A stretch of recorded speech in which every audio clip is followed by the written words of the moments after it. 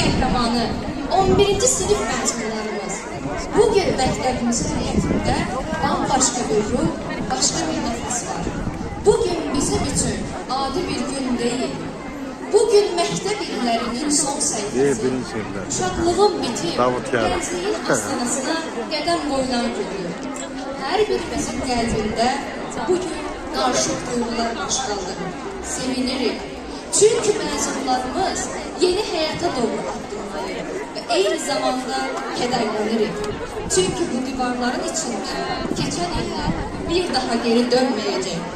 Bu hayat, bu partalar, bu yollar, onların ilk arzularının, ilk uğurlarının, ilk dostluklarının sessiz şahidi olur. Bugün biz yalnız bu tədbirə toplaşmamışıq. Bugün biz bir ömür faciəyə çevirən bir ömrə, dövrə vida edirik. Azərbaycan Respublikasının dövlət bayrağı gətirilsin.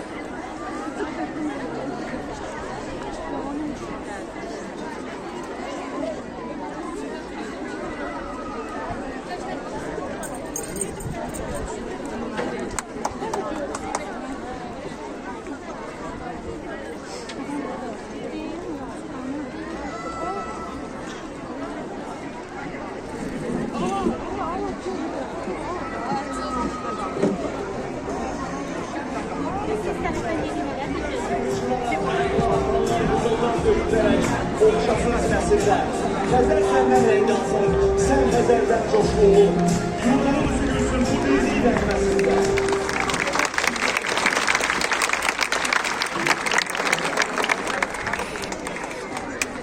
Baxarsın, imanat dersin. Yok, bakıram o bu uşağa.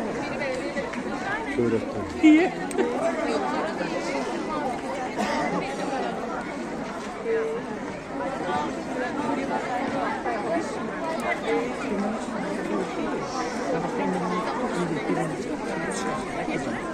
Thank you.